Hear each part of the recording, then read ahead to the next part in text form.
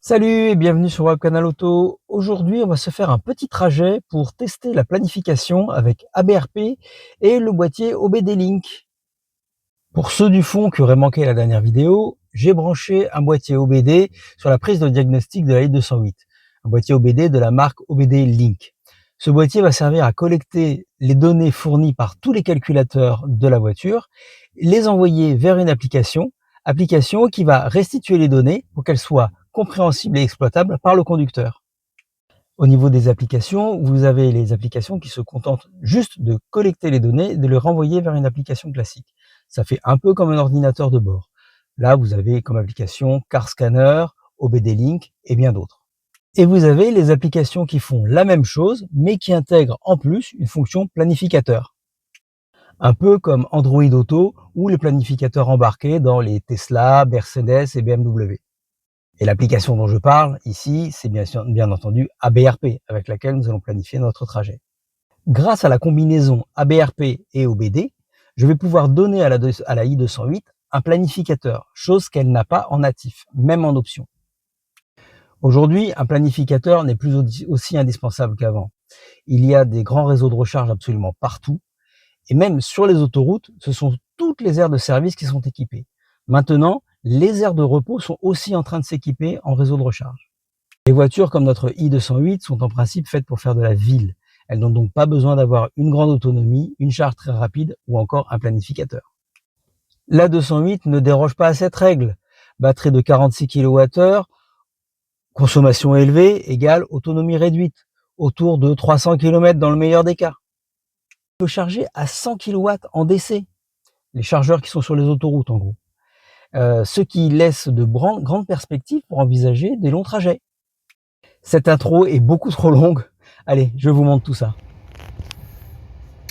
Donc voilà, j'ai transféré le trajet de ABRP dans la voiture. Donc c'est celui-là. Donc vous voyez, il me fait m'arrêter une fois avec ma batterie à moitié remplie.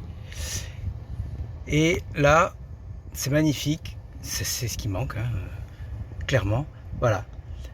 Il me fait démarrer d'ici à 54%. Mon prochain arrêt, j'y arriverai à 10%. Prochain arrêt, c'est le Ionity de l'aire de service de Corbière.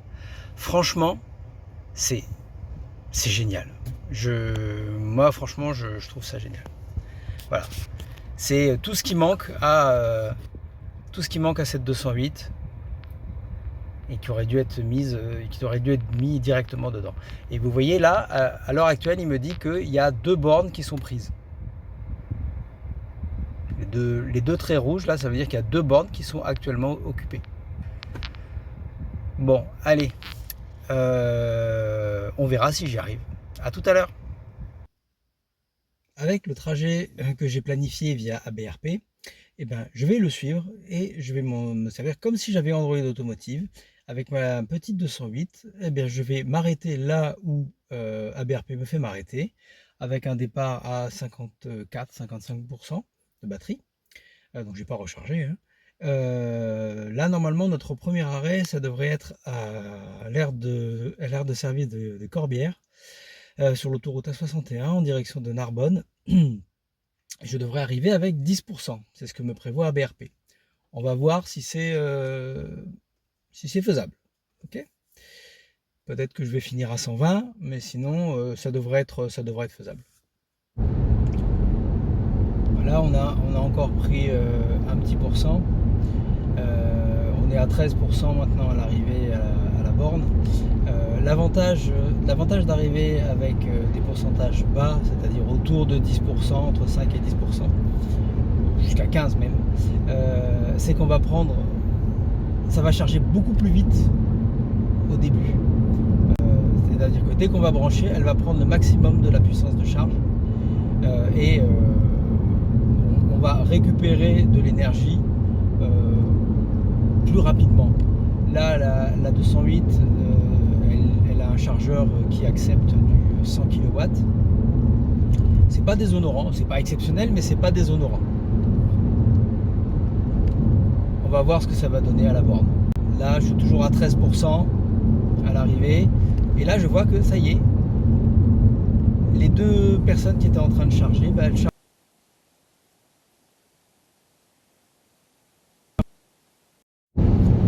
Voilà, c'est bon, j'ai récupéré l'autoroute.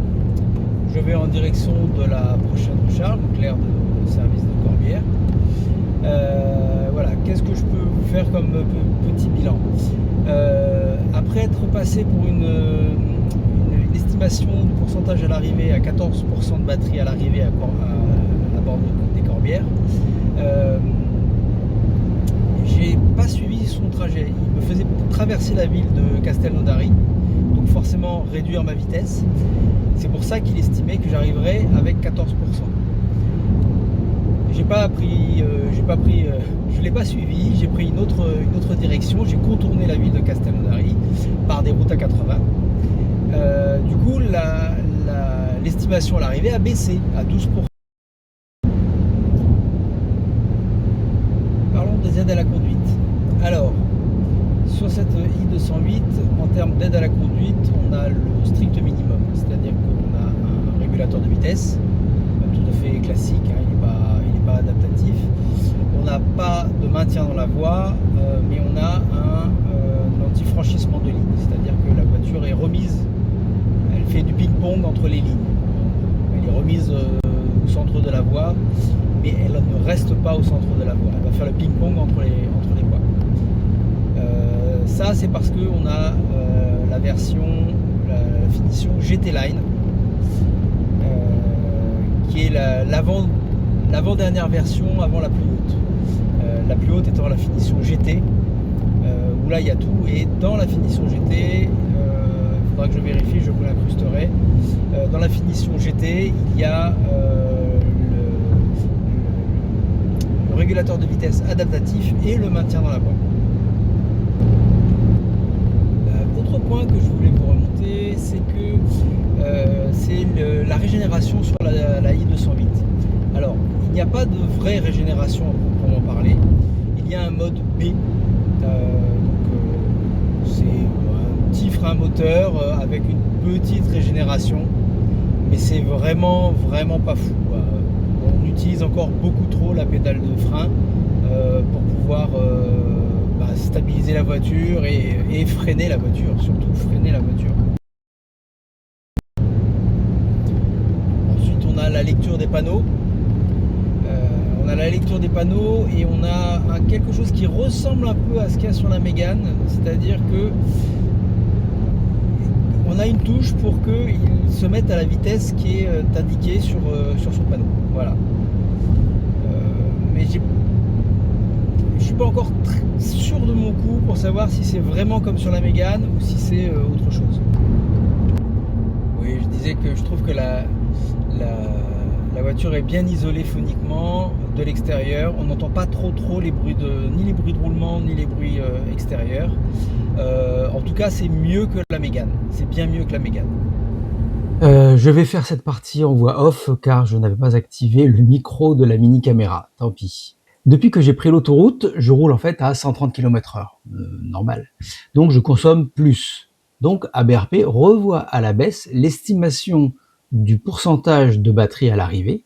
Tout ça grâce au boîtier OBD qui lui transmet en temps réel toutes les informations sur la consommation de la voiture. Là par exemple, on est à 9% et vous allez voir que c'est pas fini. Pour le moment, ce ne sont pas des alertes, c'est juste ABRP qui revoit son estimation à l'arrivée à la baisse.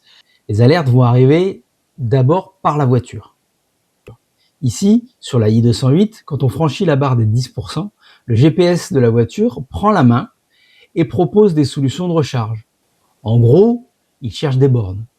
Vous aurez noté, il aurait pu les proposer dès le départ. Ça aurait évité d'avoir à se ronger les ongles. Le plus drôle, c'est que parmi les propositions, il y a bien la station Ionity sur laquelle je vais bientôt m'arrêter pour charger. Il faut aussi noter que souvent, il y a au bout d'un moment un mode tortue qui s'active.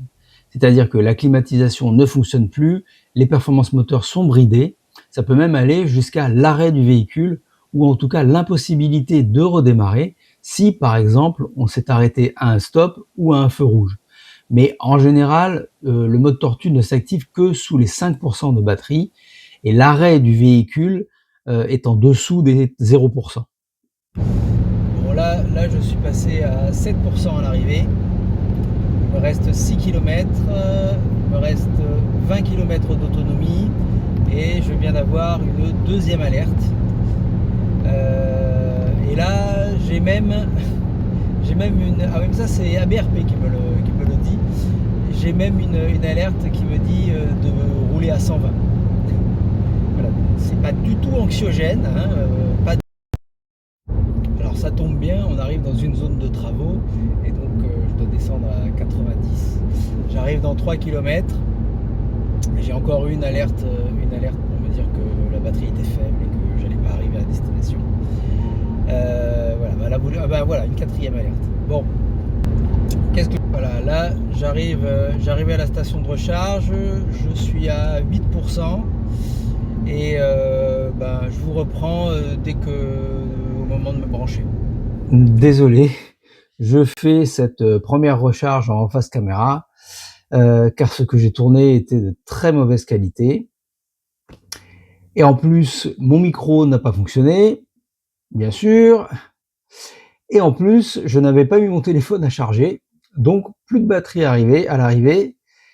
Et pour couronner le tout, j'avais laissé mon chargeur à la maison, ce qui fait que j'ai même pas pu charger mon téléphone à la station-service. Bon, en gros, c'était la loose intégrale. Ah, c'est un métier, hein, youtubeur. Bon, bref. Pour en revenir à la recharge sur la i208. On voit que je suis passé de 8 à 82% en 27 minutes. Donc le 10 à 80% se fait en un peu moins de 25 minutes. En regardant le tableau de bord de la 208, on voit qu'il reste 20 minutes pour passer de 82 à 100%. Ça veut dire qu'on mettrait presque autant de temps pour passer de 10 à 80 que de 80 à 10. Comme souvent, ça ne sert à rien de rester chargé à plus de 80% lors des longs trajets. On perd beaucoup trop de temps. Sauf bien sûr si c'est le moment de la pause repas. Comme on était chez Ionity, j'ai lancé la recharge avec l'application Mobilize de Renault. Et grâce à mon abonnement Charge Pass à 5,99 €, j'ai des prix chez Ionity. Je paye le kilowattheure 35 centimes au lieu de 59. J'ai aussi des prix sur le réseau de recharge Mobilize Fast Charge de Renault. Je paye aussi le kilowattheure 35 centimes. C'est le réseau de recharge ultra rapide de Renault. Attention Tesla, prends garde à toi. J'ai ensuite poursuivi mon trajet et je suis arrivé à Vias avec 24% de batterie. J'ai mangé ma crêpe et j'ai préparé mon retour. Voilà pour le retour ce que ABRP me propose. Donc départ de Vias à 28%, arrivé à Béziers Tesla à 20%, recharger jusqu'à 58, prendra 15 minutes. Ensuite rouler jusqu'à Corbière, donc l'aire où on était tout à l'heure. Arriver à Corbière à 11, repartir à 70 pour arriver à la maison à 20%. Ouais. Alors, moi j'aimerais bien aller jusqu'à une aire de repos où il y a du Electra, parce qu'il faut que j'active l'autocharge sur la 208.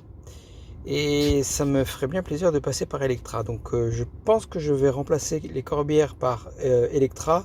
Et je pense que chez Tesla, je vais me charger un petit peu plus que 58%.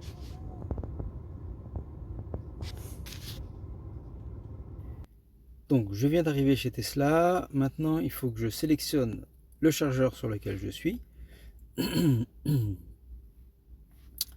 Donc là, comme je disais, vous voyez là, il me voit pas à la station. Alors, je comprends pas pourquoi. C'est pas grave, je vais lui dire que je suis quand même à la station. Allez, voilà. Ok, recharger ici. Il va me demander à quel stade je suis. Donc, je suis à la 5B.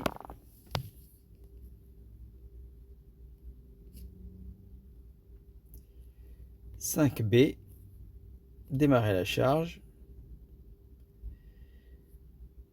Voilà, donc là, j'ai plus qu'à aller charger.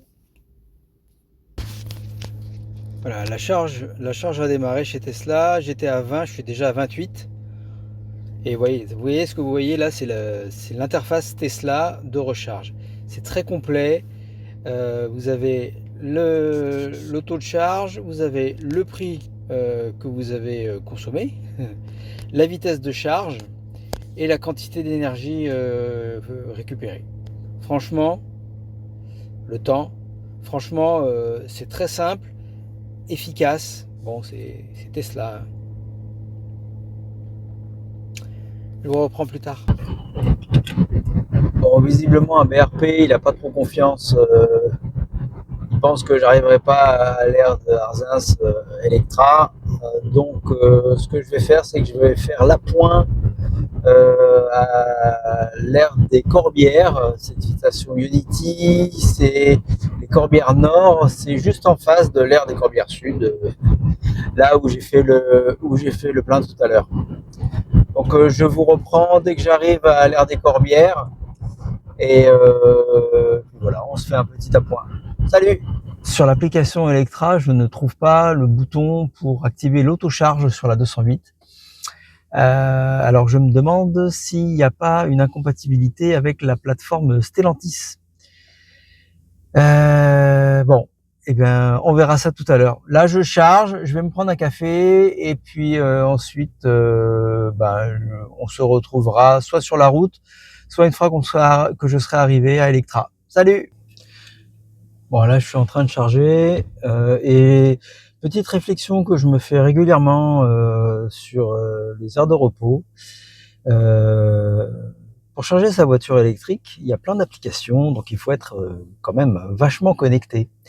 Eh bien, c'est pas la première fois que ça m'arrive. Quand on est dans la station, à l'intérieur du bâtiment, très souvent, eh ben, il n'y a pas de 4G, ni de 5G.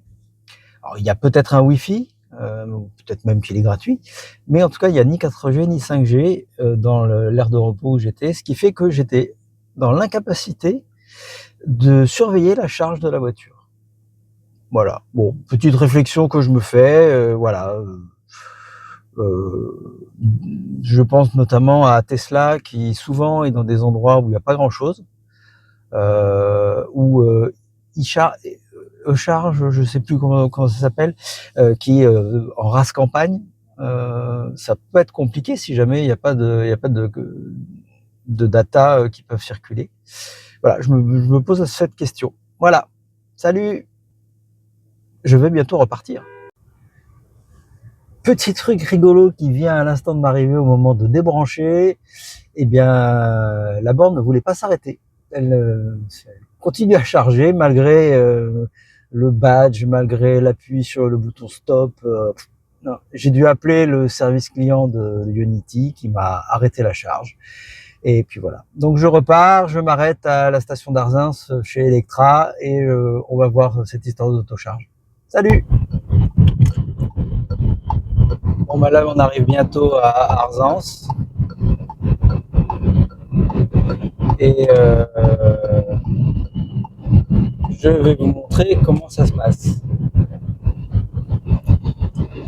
Là ça y est, on est bientôt sur l'aire de service, on arrive, voilà. Et je vais vous parler de l'autocharge, ce sera l'occasion d'en discuter un peu. Donc je vous explique ce que c'est exactement. Ça y est, je suis arrivé. Alors, où sont les bornes? En général, c'est bien indiqué. Donc, il faut aller du côté des voitures. Voilà. Et ensuite, les voilà.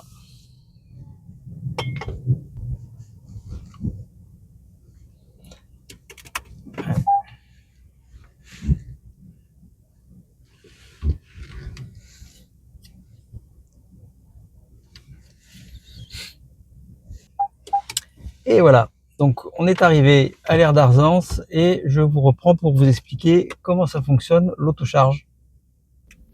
Donc, Voilà, là, il m'a localisé sur la station de service d'Electra à Arzens.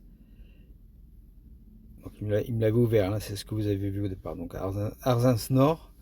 Donc, c'est bien là où je suis. Et maintenant, il va me dire, bah, prêt pour la charge. Je choisis mon connecteur. Donc là, je suis sur la place 2. Hop, commencer la charge. Donc, vous voyez, là, c'est 59 centimes le kilowattheure. Commencer la charge. Donc, tac. Voilà, il y a mes informations de paiement.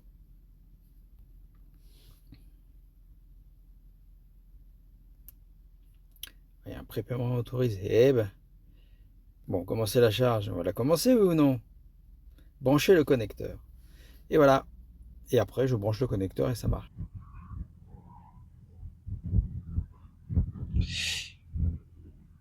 Donc là, je vais me brancher. J'ouvre la trappe. Donc là, c'est ça le CCS. Donc ça, c'est le T2 uniquement pour le courant alternatif. Et les deux, c'est le courant continu. Le connecteur 2, c'est celui-ci. Oh putain, il est lourd. C'est pas facile de le faire à une main. Hop. Là, je branche. Là, on voit que ça démarre. Il initialise.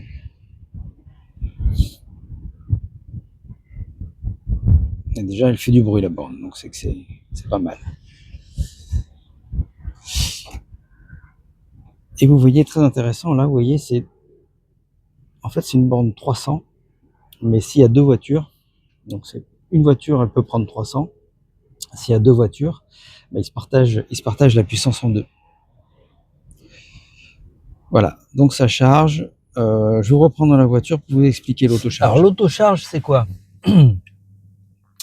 Bah, tout ce que vous m'avez vu faire là sur l'application Electra. Hop là, j'interviens parce que j'ai dit quelque chose qui pouvait laisser penser que mettre en charge sa voiture, c'était très compliqué avec plein de boutons à appuyer, etc. Dans la plupart des cas, si vous avez un badge, il suffit de brancher, de badger et la charge démarre. Là, on est chez Electra et en fait, ils veulent maîtriser tout le processus du début à la fin. Donc, il n'y a pas possibilité de se charger avec un badge. Il y a soit l'autocharge, soit l'application. Mais la plupart des autres, il y a juste un badge à passer et c'est tout. On reprend la vidéo. Choisir la station, choisir la borne, lancer la charge, valider le paiement, etc. Et ben, tout ça, avec l'autocharge, c'est supprimé. Donc, il faut demander à Electra dans l'application à activer l'autocharge. Et ensuite, la validation de l'autocharge se fait à la première recharge chez Electra. C'est quoi? En fait, c'est Electra qui attribue un numéro à votre voiture, qui attribue un identifiant à votre voiture, mais c'est un identifiant Electra. Ce qui fait que la prochaine fois, quand votre voiture va se retrouver sur une station de recharge Electra, dans les ports que je vous ai montré tout à l'heure, il y a deux ports de communication. Donc, Electra va lire l'identifiant de la voiture, et une fois qu'elle aura l'identifiant de la voiture, elle va avoir vos informations de paiement, et donc elle va pouvoir lancer la charge immédiatement sans avoir à bidouiller dans l'application. Donc ça, c'est l'autocharge. À ne pas confondre avec le plug and charge, qui est un peu différent. Ça, c'est les véhicules récents qui, l'identifiant en question, ils l'ont à la construction du véhicule. Et cet identifiant, il est valable partout. Il n'y a pas besoin d'activer, en fait, d'activer quoi que ce soit chez un opérateur. Il y a certains opérateurs qui font le plug and charge, pas tous. Bon, je vais me débrancher parce que là, c'est inutile de continuer à charger. Je me débranche et on repart. Direction la maison. Ciao. Bon, bah ça y est, je suis arrivé. Je vais aller me coucher. Je vais dormir un peu. Et puis on se retrouve bah, pour vous dans quelques secondes pour la conclusion et pour moi dans quelques heures. Allez, ciao. Et voilà, vous aurez constaté qu'il ne s'est pas passé plusieurs heures, mais bien plusieurs jours, voire semaines, entre mon arrivée et cette conclusion. Bon, il est temps de vous dire ce que j'ai pensé de ce road trip, de cette 208 et de la galère que ça aurait pu être de parcourir ces quelques 360 km à bord d'une petite citadine électrique. Alors, que dire de ce trajet en I208? Déjà, vous aurez constaté que je suis rentré. J'ai pas appelé de dépanneuse, j'ai pas dormi sur un parking d'autoroute avec une 208 en PLS. Tout ça s'est bien passé. Ça s'est plutôt même mieux passé que ce que j'avais prévu. Pour un trajet avec une voiture qui, au départ, n'est pas prévue pour faire de l'autoroute. En réalité, je suis parti avec un a priori négatif de la i208, qui n'a pas vraiment grand-chose à voir avec l'électrique. Ce qu'il y a, c'est que je n'aime pas vraiment, je suis pas fan de la position de conduite. Ça m'oblige à être assis très bas avec un tout petit volant directement sur les genoux pour pouvoir espérer regarder le compteur par-dessus le volant. Ça, j'avoue que je suis pas fan, j'aime pas du tout. Ensuite, le cockpit 3D. Donc notre voiture est occupée d'un cockpit 3D. Je vois pas vraiment ce que ça apporte à la lisibilité. Bon, c'est original, mais en réalité, si c'était original et qu'en plus ça apporte vraiment beaucoup à la lisibilité, moi ça m'irait très bien. Par exemple, le e-cockpit un peu plus haut, un peu plus proche du pare-brise, comme ça, à la façon d'une Twingo ou des anciennes Renault Espace où les compteurs étaient très bas dans le pare-brise. Ça pourrait remplacer l'affichage tête haute. Non, en plus, la réputation de la i208 est vraiment pas bonne en termes d'électricité. Consomme beaucoup, charge. Alors, on parle pas beaucoup de la charge souvent, mais elle consomme beaucoup. Voilà, et surtout au niveau électronique embarquée et indication sur la consommation électrique, sur l'état de la batterie, c'est 0. On n'a pas de pourcentage de batterie, on a juste une estimation de l'autonomie avec une jauge, comme une jauge à essence, exactement une jauge à essence. C'est là qu'on sent que Peugeot, dans cette plateforme, n'a vraiment pas voulu faire d'efforts et est allé vraiment à l'économie. En gros, c'est une voiture thermique avec un moteur électrique, c'est tout. Donc c'est une bonne voiture, puisque la 208 pardon, est une bonne voiture, mais en termes d'électrique, c'est pas au rendez-vous de ce qu'on attendrait d'une voiture électrique moderne. Feu, la concurrente de la i208, la Zoé, est une bien meilleure proposition en termes d'électrique. C'est-à-dire qu'elle a une un peu plus grosse batterie, elle consomme un peu moins, ce qui fait qu'elle a une autonomie bien meilleure. Ce qui pêche avec la Zoé, c'est sa présentation intérieure. Heureusement que les dernières versions, en fait, bénéficiaient quasiment de l'intérieur d'une Clio. Heureusement, parce que les premières Zoé, c'était vraiment pas la joie. Et le gros point faible de la Zoé, c'est la recharge rapide. Elle n'en a pas. Mais, Renault considère que la Zoé est faite pour la ville et elle ne doit pas sortir des villes. Donc la charge rapide, c'était une option que lors de notre achat de Zoé, nous avions prise. Mais c'était une option, ce qui fait qu'aujourd'hui, sur le marché de l'occasion, il n'y a quasiment aucune Zoé avec la charge rapide. Ça veut dire que à la Zoé, vous ne pouvez recharger qu'en courant alternatif, au maximum à 22 kW. C'est frustrant et c'est vraiment dommage parce que la Zoé est bien plus capable que la 208 de faire de longs trajets. Bien plus. Il ne lui manque que la charge rapide. Pour en revenir au trajet, il faut aussi se souvenir que je suis parti avec 54% de batterie. Je suis pas parti à 100%. Donc ça m'a obligé à faire 3 arrêts. Pour être tout à fait honnête et transparent, si j'étais parti avec 100%, on serait passé de 3 arrêts à 2 arrêts pour faire ce trajet. C'est là le ventre mou de la voiture électrique. C'est les distances intermédiaires. En gros, là, pour faire les grosso modo 400 km de notre trajet, bah, je suis sur l'autoroute, j'atteins en fait les limites d'autonomie sur autoroute. C'est-à-dire que sur autoroute, je fais grosso modo plus ou moins 200 km avec avant de devoir recharger sur autoroute en roulant à 130. Ce qui fait que si je fais un trajet de 400 km, il y a un moment ou un autre où je suis obligé de recharger. Obligé. Je peux pas faire autrement. Alors qu'effectivement, effectivement, 400 km avec n'importe quelle voiture thermique, vous pouvez faire l'aller-retour sans avoir à vous arrêter pour charger. La sécurité routière préconise de s'arrêter toutes les 2 heures, ok, mais si vous faites un trajet de 200 km, vous faites à peu près 2 heures de route. Donc là, pour aller à Vias, il faut à peu près 2 heures. Vous allez pas vous arrêter juste avant d'arriver à Vias pour prendre un café pour vous reposer. Vous vous reposez à Vias, vous partez à la plage, vous allez au restaurant et vous revenez. Avec une voiture thermique, vous arrivez, vous vous garez sur place, vous faites ce que vous avez à faire sur place et vous rentrez. Vous n'avez pas besoin de vous arrêter en plus. Voilà, c'est le problème. Problème qui est complètement gommé si on passe à des trajets beaucoup plus longs. Là, effectivement, si on s'arrête toutes les 2 heures, que ce soit en thermique ou en électrique, bah, on va s'arrêter au même moment, en réalité. Si vous avez 1000 km à faire, vous allez vous arrêter à peu près tous les 200 km, ça veut dire à peu près toutes les 2 heures, et puis vous allez recharger, enfin bon, voilà quoi, prendre un café, faire un pipi, etc. Ensuite, il y a eu la mésaventure chez Tesla. Donc vous avez vu, l'application Tesla ne me voyait pas là où j'étais. Donc elle ne me voyait pas sur la station de recharge Tesla. Entre parenthèses, vous aurez constaté qu'un peu plus tard, l'application Electra me voyait bien à la station de recharge Electra. Bon, bref, c'est des choses qui arrivent. Il y a des petits bugs des fois. C'est peut-être mon téléphone, c'est peut-être l'application elle-même, je ne sais pas. Toujours est-il que ça arrive. Des anecdotes chez Tesla, il y en a à la pelle. Mais grosso modo, chez Tesla, j'ai toujours réussi à charger. Ça m'est arrivé 1 ou 2 fois de ne pas réussir à charger, mais c'est vraiment extrêmement rare.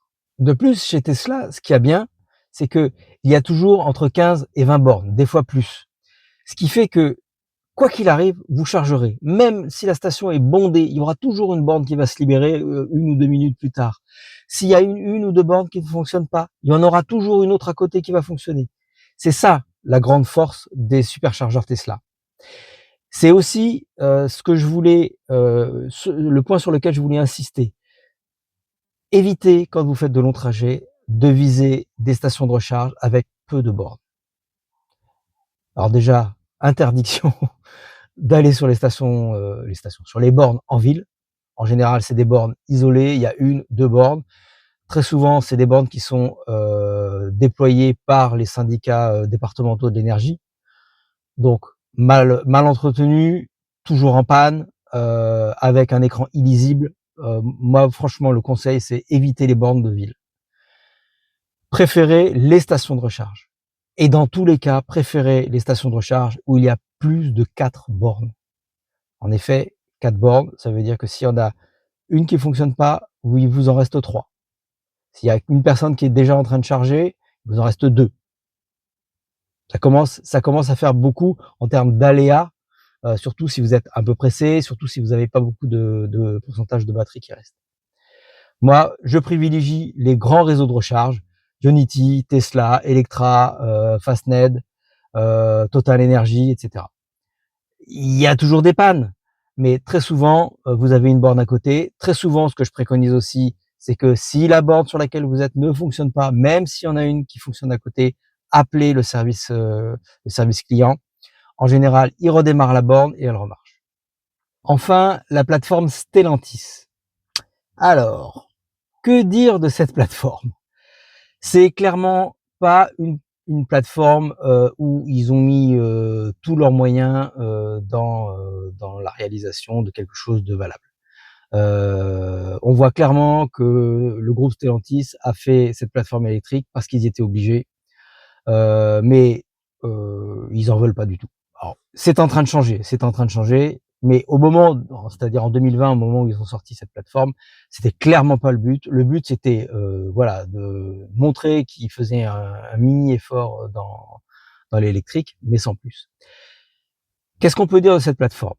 Bon, c'est sûr, c'est pas le couteau le plus affûté du tiroir, hein, ça parfaitement, mais vous avez vu avec ce trajet, elle fait le boulot.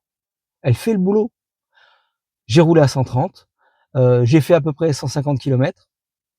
J'ai pu me recharger à une vitesse de charge pas ridicule. Franchement, c'était pas désagréable. La chose qui m'a manqué, c'est aussi parce que, bah, j'ai essayé des Tesla, je conduis au quotidien une Mégane électrique, c'est toute la connectivité autour de l'information sur la batterie, sur le niveau de charge, sur atteindre la prochaine station, etc. Il y a zéro information, zéro information. Alors que tout est là, puisque vous avez vu, j'ai branché ABRP, ABRP discute avec la voiture et est capable de me proposer des stations de recharge, des temps de recharge, comme si c'était natif dans la voiture. Mais Peugeot n'a pas pris la peine de développer un outil fiable, performant, alors qu'ils en ont les moyens. Je vais maintenant vous faire un petit récap de ce que ce trajet m'a coûté. Je vais aussi en profiter pour vous faire une petite comparaison avec ce que ça m'aurait coûté avec un véhicule thermique. Pour rappel, je suis parti avec une batterie à 54%. J'aurais donc dû recharger au retour à 54% et non à 100% comme je l'ai fait. Et oui, la 208, elle permet pas de limiter la charge. J'ai donc fait une règle de 3 pour retrouver la quantité d'énergie consommée exactement. Sur les 360 km de ce trajet, 80 ont été réalisés à 80 km/h et 280 à 130. Je sais, j'ai fait le retour à 120, je l'ai dit dans la vidéo, au lieu de 130. Mais vu les consommations obtenues, je pense que ça va pas changer grand-chose. Pour finir, j'ai un abonnement Mobilize de chez Renault qui me donne un tarif réduit chez Ionity. Bref, sur le trajet, j'ai consommé 71 kW en 3 recharges qui ont duré 59 minutes pour la modique somme de 25,91 € plus 5 € d'abonnement Mobilize. À cela, il faut ajouter l'énergie chargée à la maison pour revenir à 54%. J'ai chargé 14,6 kWh et ça m'a coûté 1,80 €. Vous suivez, hein? Ce qui donne 32,71 €, ce qui fait un coût au 100 km de 9,09 €. Si je n'avais pas eu d'abonnement, les recharges sur autoroute m'auraient coûté plus cher, environ 39,13 €, soit, pour parcourir 100 km, 12,75 €. À titre de comparaison, donc, je le disais, sur ce même trajet, parcourir 100 km m'aurait coûté 10,99 € en véhicule essence et 8,80 € en véhicule diesel. Sachant que je me suis basé sur les données INSEE, des moyennes des prix des carburants en mai 2025 sur toute la France, sur route et autoroute, et en ville.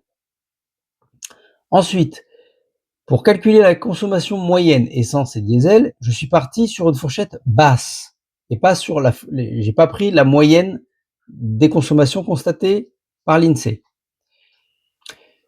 Si je voulais encore vous abreuver de chiffres, en usage quotidien, je recharge essentiellement à la maison pour 13 centimes le kilowattheure. J'ai un contrat EDF Tempo, heure pleine, heure creuse. En VE, on consomme à peu près 15,5 kWh au 100 sur le réseau secondaire, ce qui nous donne, pour parcourir 100 km, un coût de 2 €. Et si on roule sur autoroute, on consomme à peu près 22 kWh au 100, ce qui nous donne, pour parcourir 100 km d'autoroute, un coût de 2,86 €. Bon, bien évidemment, le coût de l'autoroute, ça vaut pas parce qu'on ne charge pas à la maison quand on prend l'autoroute. Bon. Le surcoût engagé lors des longs trajets, pour les vacances par exemple, il est largement compensé par les économies qui sont engrangées tout au long de l'année au quotidien. Je peux même ajouter que ces économies réalisées au quotidien, elles valent largement la peine quand on part en vacances de s'arrêter toutes les 2 heures, au moins pendant 15 ou 20 minutes. C'est pas la mer à boire. Bon, merci de m'avoir écouté jusqu'au bout. Encore une fois, je voudrais juste préciser que la i208, ce n'est pas du tout une voiture qui est faite pour faire de l'autoroute. Donc là, je suis pas allé à la facilité. Donc voilà, soyez indulgents envers cette voiture, soyez indulgents envers l'électrique en général. La même chose avec la Mégane, j'aurais dû m'arrêter qu'une seule fois. Voilà. Donc il n'y a pas de problème particulier. La Mégane a une plus grosse batterie, la Mégane consomme beaucoup moins et la Mégane charge un peu plus vite. Même si j'aurai peut-être l'occasion de vous en parler un autre jour, elle est, bon, c'est pas la meilleure en termes de courbe de recharge. Bon, allez, c'est tout pour aujourd'hui. Encore une fois, merci de m'avoir, écouté. Si vous avez des remarques, des suggestions, quoi que ce soit, allez dans la section commentaires, faites-moi part de vos réflexions. Je me suis peut-être trompé, j'ai peut-être dit des bêtises. Et puis j'essaierai de vous répondre. Je vous répondrai. Rassurez-vous, je pense que je ne serai pas submergé de commentaires. Allez, à la prochaine. Salut!